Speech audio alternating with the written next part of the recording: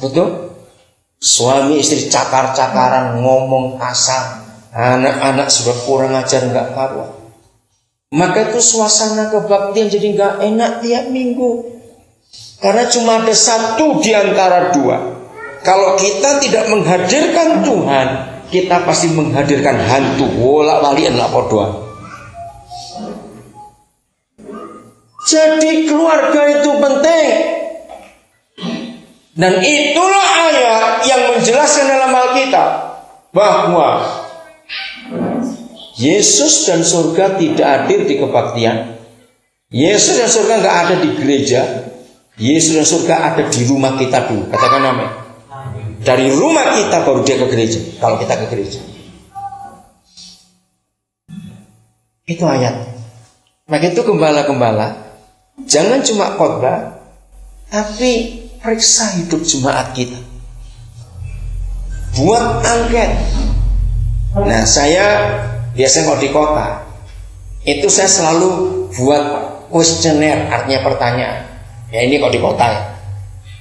Saya suruh jemaat pembantu dan sopirnya yang ngisi pertanyaan-pertanyaan itu. Misalnya, Bapak Ibu, kalau pagi bangun itu kamu dengar mereka sembahyang, nyanyi atau ngomel? Itu pembantu harus jawab, karena pembantu yang tahu di rumah. Terus dalam seminggu makan barengnya berapa kali bersama anak-anak? Itu penting. Pembantu harus ditanya, kalau pulang kerja sering bareng atau sendiri-sendiri? Rata-rata bapak pulang jam berapa, ibu pulang jam berapa? Gembala harus tahu. Sopirnya pun perlu ditanya. Kalau bapak pergi dengan sopir pergi dengan bos, di perjalanan itu radio apa, kaset apa yang didengar. Lalu kalau telepon itu suka marah-marah atau ngomong yang baik. Yang ditelepon siapa? Tanyain sopirnya, tanyain pembantunya. Nanti saudara akan tahu jemaat itu kayak apa. Nah, kalau di desa begini, buat angket untuk tetangganya. Selama ibu bapak jadi tetangga jemaat saya yang Kristen ini, dengar suara apa seminggu ini? Itu penting. Kalau mereka jemaat ada yang penjual di pasar, entah penjual sayur, penjual bunga, penjual apa, buat angket untuk teman-teman tetangganya. Bagaimana cara dia jualan? Jujur tidak? Suka ngapusi apa tidak? Jangan menilai orang Kristen hanya waktu kebaktian, saudara. Di gereja kita semua bisa bersandiwara. Sama waktu saya belajar dengan pendeta Yusuf BS yang saya kemarin di Surabaya, tahun 70-an itu, saudara. Saya belum menikah, masih kecil saya waktu itu. Tapi saya ingat khotbahnya sampai hari ini. Seorang hamba Tuhan, ini kalau bapak, ya, seorang hamba Tuhan, maka harus dilihat suaminya lagi khotbah, istrinya kemana? Kenapa? Tanya istrinya dulu, saya juga ngerti dulu. Kalau istri hamba Tuhan mendengarkan suaminya dengan serius dan dia sungguh-sungguh mencatat, berarti suami ini benar.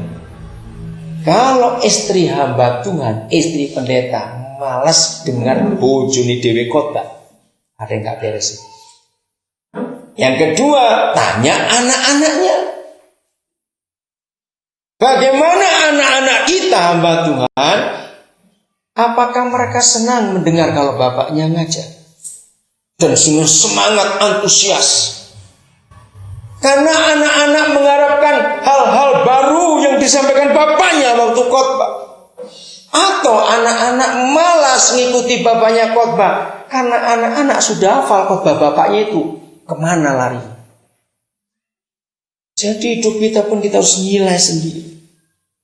Mimbar ini tempat orang bersandiwara, katakan amin.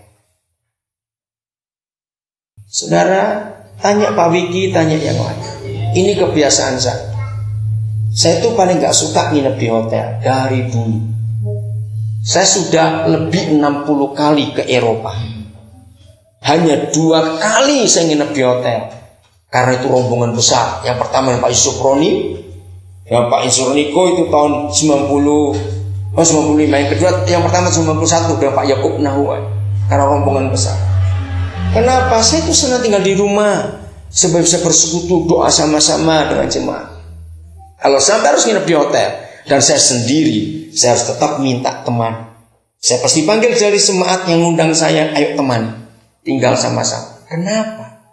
Supaya kami terus saling menjaga diri. Hidup sehari-hari itu jauh lebih penting daripada hidup di pelayanan. Catat ini yang Bapak. Pola Alkitab itu sejak zaman Perjanjian Lama namanya kibuts. Nah, di Israel sampai zaman Yesus itu guru dengan murid selalu tinggal bareng, hidup bareng, makan bareng. Karena dalam tradisi Yahudi, murid itu nggak cuma belajar ilmu gurunya, tapi murid itu belajar hidup gurunya juga. Saya sekarang melihat jarang sekali. Saya tidak tahu kenapa ini dirubah. Tahun 70-an, tahun 80-an saudara, hampir semua gereja itu selalu menerima mahasiswa praktek dari sekolah Alkitab. Nah akhirnya saya lihat kenapa jarang sekali. Padahal menerima mahasiswa praktek itu bagus sekali. Ada 3 keuntungannya.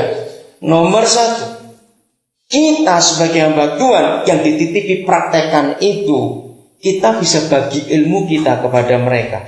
Ini anak-anak muda yang belum punya pengalaman. Itu bagus. Dan kita bisa mementor mereka, memberi motivasi mereka untuk pelayanan dengan benar. Nomor 2,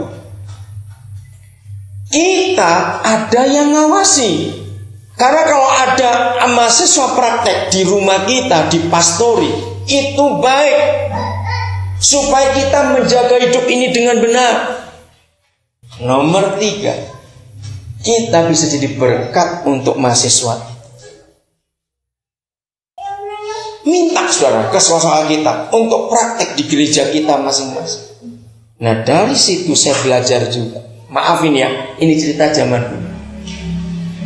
Rata-rata mahasiswa praktek zaman itu selalu terbentur dengan istri gembala. Maaf, yang pernah praktek pasti tahu. Kalau nggak dicemburukan, baik dalam arti yang sesungguhnya, kalau ada mahasiswa prakteknya khotbahnya lebih bagus dari pendetanya, pendeta rasa nggak aman, lalu coba disingkirkan.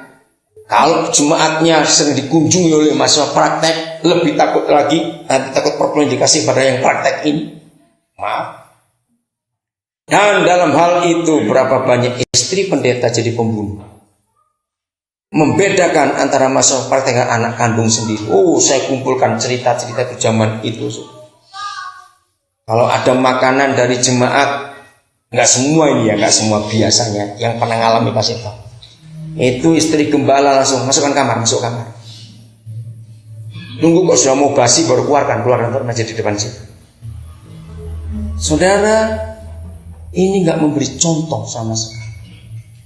Maka itu kalau kita cuma khotbah dinilai itu bersandiwara. Tapi hidup sehari-hari bagaimana? Seorang pemimpin harus dilihat oleh yang dipimpin. Ini hidup.